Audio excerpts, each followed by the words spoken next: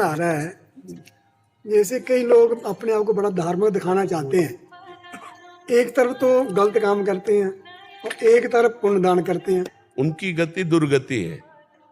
कोई फल नहीं उनको मिलेगा जो अच्छे कर नहीं, उसका जो शुभ कर्म कर रहे हैं उसका फल मिलेगा, और जो अशुभ कर्म कर रहे हैं उसका फल मिलेगा, लेकिन सदगति नहीं होगी। पुण्य से पाप नष्ट नहीं होता, वो एक अलग डिपार्टमेंट। तभी देखा जाता है कि जैसे कोई वर्तमान में बहुत पापी है लेकिन बड़े सुख से रह रहा है, तो उसका पूर्व का जो पुण्य है उसको अभी सपोर्ट दे रहा है, और जिस समय ये पुण्य खत्म हुआ, भोग लिया, और वर्तमान का पाप और पीछे का पाप जुड़ेगा, तो ऐसा ब्लास्ट होगा, नष्ट हो जाएगा, कुल परिवार भी नहीं रह जाएगा। जो पापाचरण है वो कभी किसी, जैसे रावण भी तो फला फूला लेकिन रहा न को कुल नष्ट हुआ ना, तो इसी तरह पुण्यात्मा जैसे बन करके पुण्य करता है और पापात्मा बनकर पाप करता है, तो पाप प्रबल होकर उसका नाश करेगा पर पुण्य उसको सपोर्ट करेगा। तभी देखा जाता है कि बहुत नीच पापी अधम भी वो बड़े मौज से रह रहा है कुछ समय तक, क्योंकि उसका पूर्व का पुण्य है। तो पुण्य अपना काम करेगा और पाप अपना काम करेगा, लेकिन सदगति नहीं, परिणाम दुर्गति ही होगी, परिणाम दुर्गति ही होगी। कभी असत कर्म करने वाला सुखी नहीं हो सकता, और सत्कर्म करने वाला, केवल सत्कर्म जिससे हो रहे हैं वो थोड़ा वर्तमान में दुखी दिखाई देगा पूर्व पाप क्षय होने के लिए, और जहां उसका पूर्व पाप क्षय हुआ तो सुख की धारा में पड़ जाएगा, वो आनंद भोगेगा। ये लोग धर्म की आड़ में ऐसे काम करते हैं, लेकिन उनकी दुर्गति पक्की है। जो धर्म की आड़ में पाखंड पाप करते हैं, दुर्गति पक्की। उसमें दो भाव समझना पड़ेगा। एक होता है कि जैसे हम सच्चाई से चलना चाहते हैं, पर हमारा पूर्व कर्म और स्वभाव ऐसा रहा है कि हमें बार बार घसीटता है गंदे आचरण की तरफ, और हम जल रहे हैं अंदर से, तो उसकी सदगति हो जाएगी। ये बात समझ। पश्चाताप हुआ। हाँ, और जो हर्षित होकर पाप करता है और पुण्य करके सोचता है मैं पाप मिटा दूंगा, उसकी दुर्गति होगी। पाप के द्वारा कमाए हुए धन से कभी पुण्य होता भी नहीं है, धर्म के द्वारा कमाए हुए धन से पुण्य होता है। तो पापी पुरुष के द्वारा किया हुआ पुण्य जो है वो भी पापमय होता है।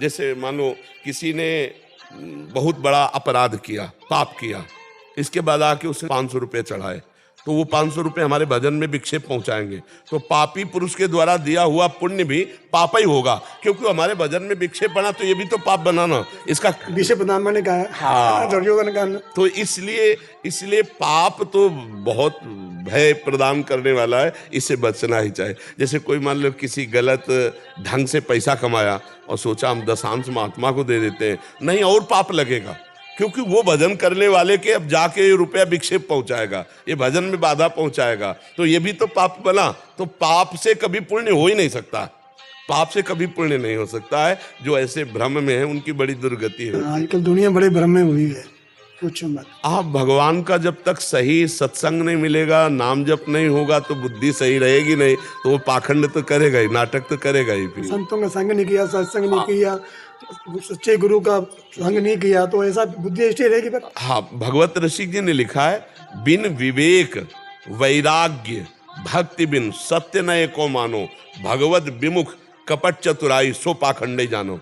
जहाँ विवेक नहीं, वैराग्य नहीं, भगवान की भक्ति नहीं, वहाँ पाखंड तो रहेगा ही, वो तो नाटकबाजी रहेगी। तो नाटक करना सहज, लेकिन साधुता लाना बहुत कठिन बात है, धर्म से चलना बहुत कठिन बात है, वो दूर की बात है। हाँ जी। महाराज जी, इसमें एक प्रश्न था, जिन्होंने पाप कर्म किए हैं बहुत, अभी सत्संग के प्रभाव से या पूर्व के पुण्यों के हिसाब से जो संग मिला, तो उसके हिसाब से उनका मन में हुआ कि अब मेरे को अच्छे कर्म करने हैं, और फिर वो ऐसे संत सेवा और मंदिर आदि में सेवा करने लग गया, तो इससे उनकी बुद्धि पवित्र होगी। हाँ, पक्का पवित्र हो जाएगी, और पक्का वो भगवत प्राप्ति के मार्ग में आगे बढ़ेंगे। और अगर सही ढंग से संग सही मिल गया तो भगवत प्राप्ति भी हो जाएगी, सारे पाप नष्ट हो जाएंगे, पक्का नष्ट हो जाएंगे। क्योंकि ये रास्ता है, कोटि विप्र बद लागे जाहू, आए शरण तजो नहीं ताहू,